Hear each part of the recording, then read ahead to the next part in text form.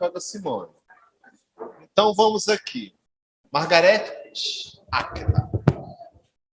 Como devemos agir? Como devemos agir com tamanhas crises eminentes? Qual o nosso papel dentro desse processo de caos e transição?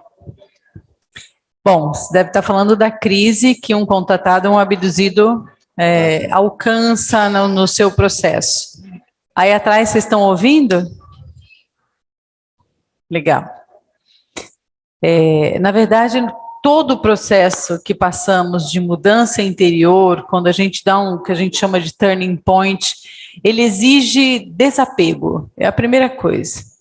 Desapego dos meus conceitos, das minhas crenças, daquilo que eu acho que eu achava, né? Que fosse o meu chão, minha estrutura.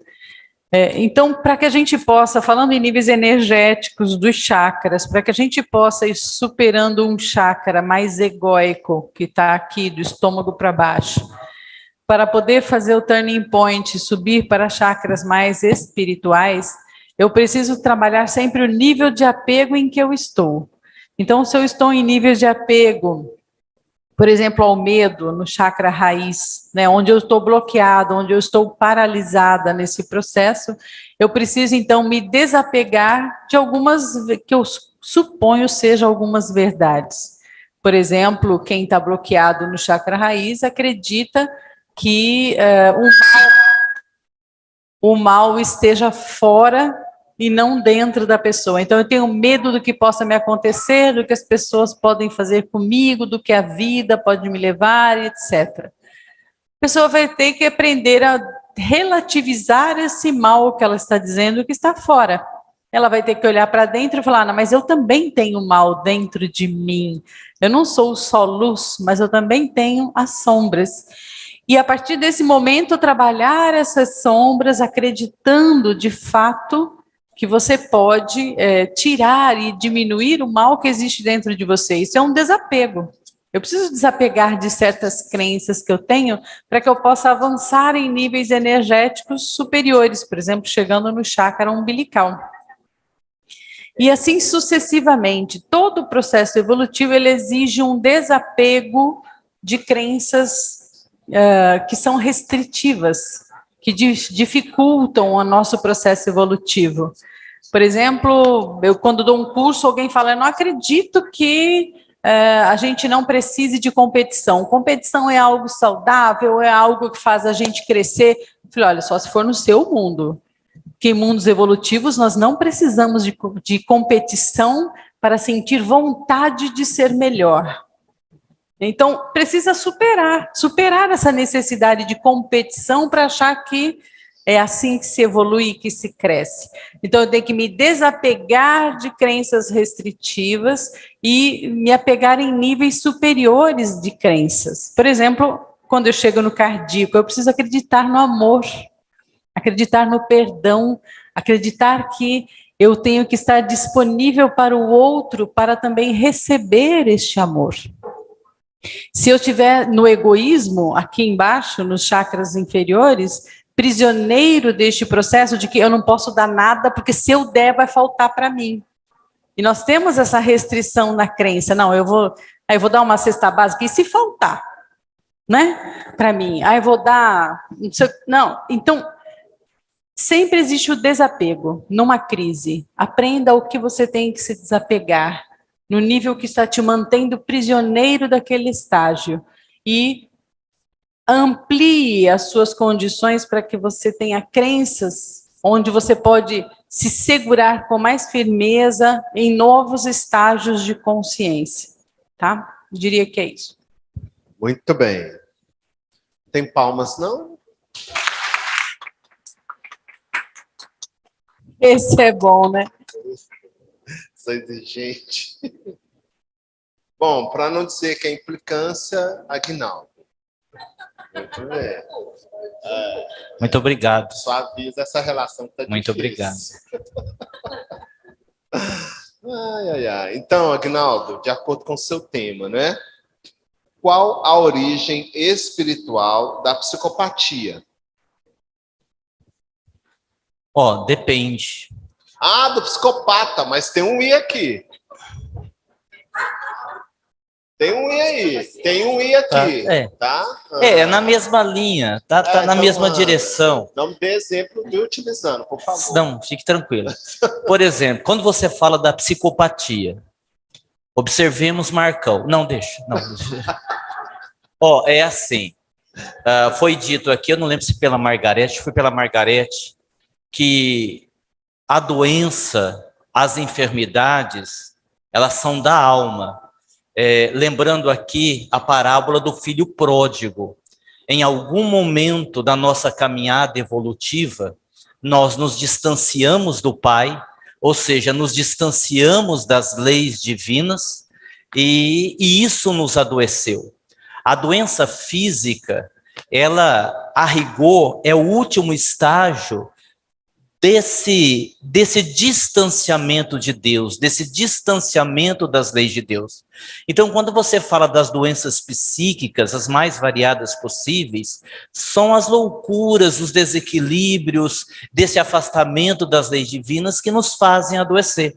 É claro que aqui na Terra, na medicina convencional, nós temos aí várias definições, vários tratamentos, os mais variados, mas quando, por exemplo, a reencarnação for admitido, quando, por exemplo, os psiquiatras, já existe isso, em grande número até, começarem a considerar a vida imortal do espírito, a possibilidade de muitas doenças terem sido trazidas de existências pregressas, com certeza nós teremos menos remédio e mais saúde. Até porque, com algumas exceções, hoje a indústria farmacêutica ganha muito com a doença.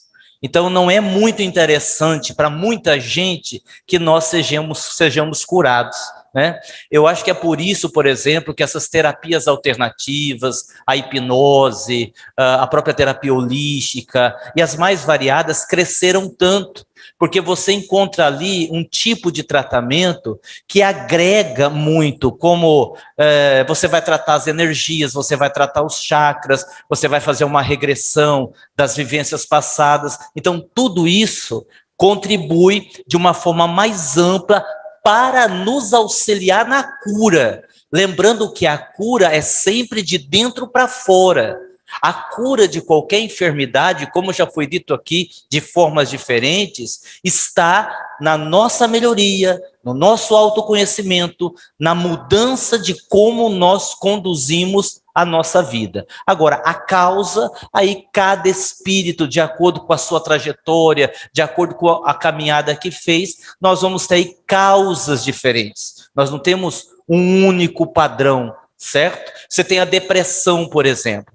Há muitas pessoas, muitas mesmo, que já trazem implícita a depressão de outras encarnações. E há outras pessoas que acabam desenvolvendo, até porque você tem vários fatores que podem desencadear uma depressão. Então, esse é um tipo de pergunta que você não consegue responder objetivamente. Mas, em síntese, eu diria que é mais ou menos isso. Tá certo? Muito bem. Saiu bem. Obrigado, Marcão. Muito obrigado. Eu ainda não disse daquela festa fantasia que você apareceu vestido. Não, Marcão, não. Não vai entrar nesse detalhe, não, por favor. Se comporte. Você sabe que eu te adoro, né? Eu sei. Simone, quem vê assim nós dois parece que é gato e rato, né? Fala um pouco do seu processo mediúnico com os seres das estrelas, né? E como confiar neles? Que pergunta, hein?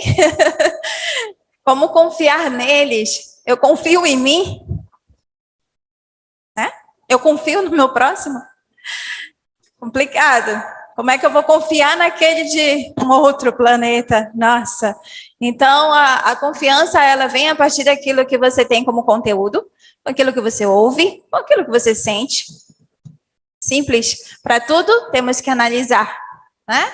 Todo conteúdo, toda uma fala, você tem que analisar. A confiança, ela não acontece, nem é um rótulo. A confiança não está na testa escrito, olha, pode confiar. Não, a confiança é com o tempo, a confiança é com aquilo que te apresenta, a confiança é com aquilo que a gente vai vivenciando dia a dia. E com os seres extraterrestres não é diferente. É o que ele me traz, é o que ele me faz sentir.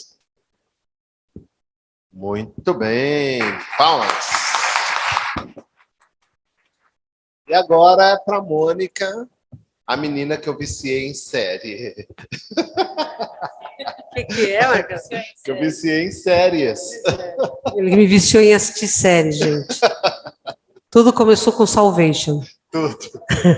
Daí foi só doses e doses. Não, ainda veio a pandemia, Marcão. O que você fez? Acabou, né? Então, Mônica, essa para você, minha querida. Olha, são duas perguntas, tá bom? Oi? Tá bom. A ciência tradicional esconde conhecimentos? E como confiar no saber proveniente? Procedente? Gente, mas essa letrinha aqui é só o Senhor na glória. Deixa eu ver aqui, Marcos. Não saber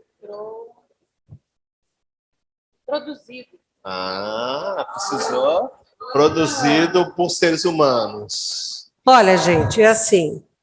É óbvio que a ciência da Terra é manipulada, não tenha dúvida. Ela é brilhante, sim.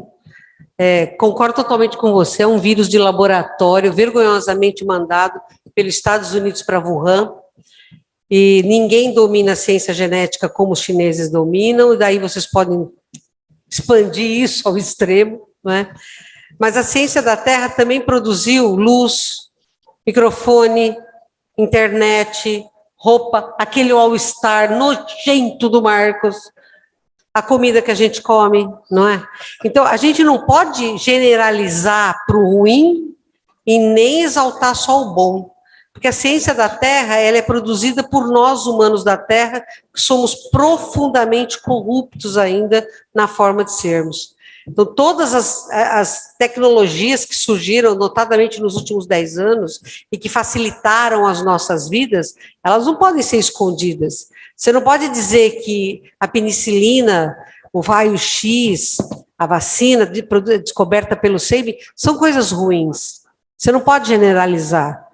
A ciência tem um papel profundo na história da humanidade. Se assim não fosse, eu sigo Kardec, porque eu acredito realmente no que ele deixou, ele não teria dito, se o espiritismo se contrapuser à ciência, fique com a ciência. Ele não teria dito isso, ele era um homem de ciência. Tá? Então, a ciência da humanidade, a gente tem que ter o pé atrás? Tem sim, né? O que é bom, o que é ruim e o que pode ser melhor. Como, por exemplo, a indústria farmacêutica, cada remédio tem um volume enorme de efeitos colaterais, não tem? Aí, se você não encontra isso na homeopatia, você não encontra isso na fitoterapia, não encontra isso na medicina da floresta, encontra? Pensar, mas se você tiver uma infecção, se você tiver um infarte, opte pela alopatia. Na urgência, você tem uma ferramenta. Quando não é urgência, é crônico, você tem outra.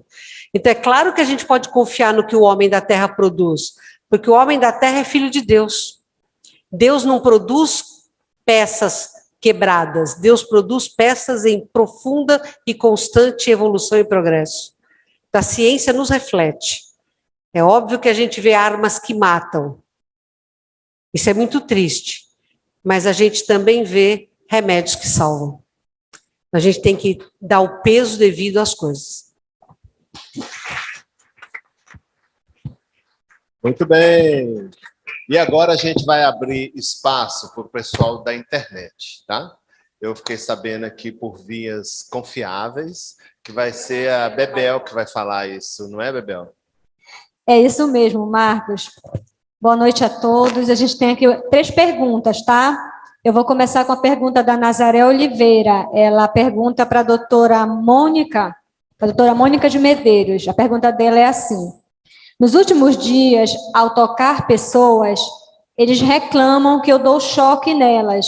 Então, ela quer saber que processo pode estar acontecendo com ela. Ah, nada, meu amor, não se preocupa, é só campo de estática, você está produzindo estática.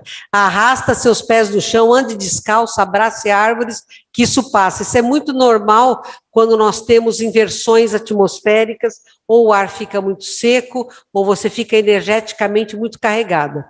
Eu, na Amazônia, dei choques muito sérios em quem passava perto de mim, verdade, parecia um... No Rancho dos Gnomos, normalmente isso acontece comigo também, porque eu fico lá com os bichos, né?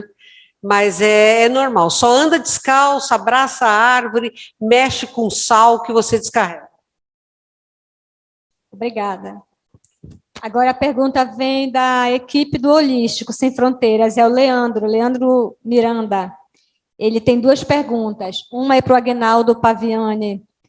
Ele pergunta, qual o papel das crianças índigo na transição planetária, Agnaldo? Muito importante. Hoje nós temos já há um bom tempo que espíritos mais evoluídos do que essa geração atual estão reencarnando para ajudarem nessa construção dessa nova era. A gente percebe, por exemplo, em algumas crianças, não todas, é claro, como elas são dinâmicas, inteligentes. Você dá um celular para uma criança de 2, 3 anos, ela sabe fazer tudo, sabe mexer em tudo. Vale lembrar que com o processo das reurbanizações extrafísicas, que o Ângelo Inácio aborda tão bem nas obras do Robson Pinheiro, também está havendo uma limpeza no astral, nas regiões umbralinas, e muitos espíritos, crianças hoje não têm essa evolução espiritual. A gente não pode dizer que são todas as crianças. E a gente deve lembrar ainda que existem alguns espíritos que têm a evolução intelectual e moral. Existem alguns espíritos que têm a evolução intelectual. E só mais uma observação. Às vezes os pais dizer assim, não, mas eu não dou conta dessa criança, essa criança é muito difícil, é rebelde, e já está levando para tomar remédio, porque tem transtorno de déficit de atenção, aquela coisa toda, e às vezes o problema está nos pais, porque são espíritos que não conseguem se adaptar com aquela coisa, por exemplo, isso não pode, por quê? Porque não. São espíritos que não aceitam esse porquê não, e os pais, que estão muito ocupados, com seus zap, com seus Facebook da vida, não estão presentes ali. Então, o problema está na estrutura familiar.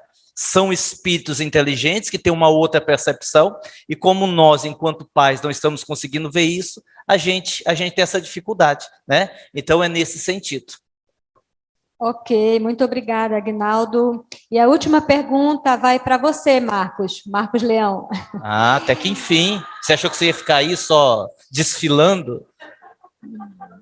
Leandro quer saber, existe o anticristo? Ele está encarnado? Eu ia. Mas perguntou para a pessoa certa. Anticristo é com você. Gente, olha só. Eu acho que é uma pergunta legal essa, é muito boa, dá pano para manga. Pois é, isso que eu ia falar, mas como o tempo está curto, eu falo isso amanhã. Mentira.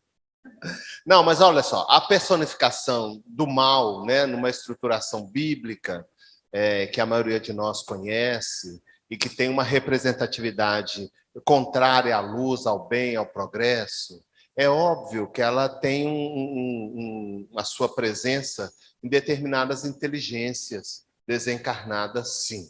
Existe uma estruturação no mundo extrafísico que nós estamos muito longe de conhecer com bastante profundidade, mas que gesta esses aspectos criminosos, violentos, que caracterizam essa presença metafórica de um anticristo, uma força antagônica ao bem.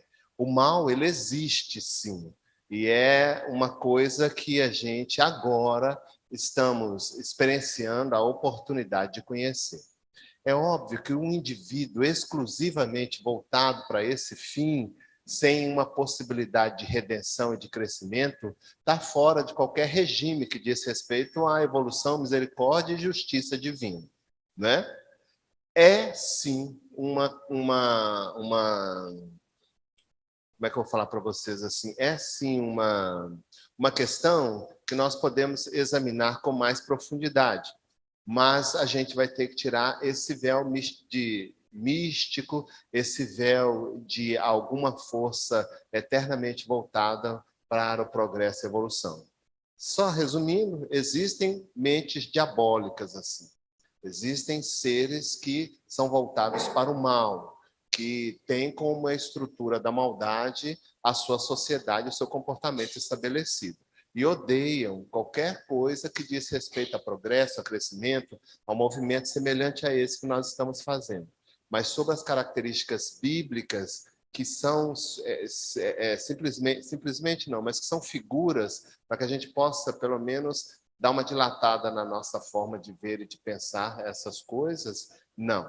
Nessa concepção bíblica, não. Mas existem seres voltados ao mal e eles estão atuando com força total e terminando num grande desespero, porque entendem que essa possibilidade de ação que eles têm até hoje, e advém de vários anos passados, está se escasseando, né? Eles sabem exatamente o que vai acontecer com eles, e eles têm usado métodos cada vez mais metido os pés pelas mãos, cada vez com mais intensidade, em função dessa certeza que eles têm. Eles vão sair daqui, né?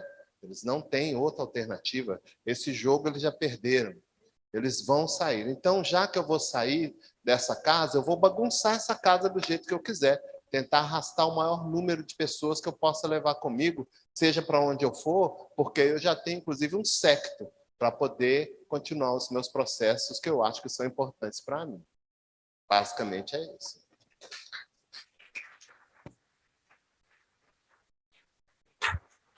Pessoal, amanhã, no Projeto Contato, a gente vai fazer o trabalho que a gente faz em São Paulo. Então, vocês vão ser chamados para dar os seus depoimentos. Aquelas pessoas que quiserem dizer dos seus contatos, perguntar o que vocês passaram por experiências anômalas, como a Margarete e eu apresentamos, vocês vão ter esse horário, então, 2 horas, né, de trabalho. Então, vocês, na primeira hora, é Margarete a Calma, que vai falar com vocês. Tá bom? E depois, aí a gente discute num outro âmbito. Pessoal, só encerrando aqui a participação do chat, eu queria agradecer em nome de todos, transmitir a cada um de vocês, especialmente aos palestrantes, os agradecimentos que a gente está recebendo aqui, elogios. Legal. Então, assim, muito obrigado. O evento está sendo um sucesso, as pessoas estão gostando bastante, estão se identificando muito com tudo que está sendo compartilhado nesse evento. Então, em nome de todas as pessoas que estão em casa, muito obrigada. Nós que agradecemos, né? Palmas aí. Bom, é isso aí. Agradeço a todos pela oportunidade. Encerramos aqui o primeiro dia do Entre Mentes 2022 com a participação de Mônica de Medeiros, Margarete Áquila, Simone Miranda, Agnaldo Paviani e Marcos Leão. Muito obrigado. Vão com Deus.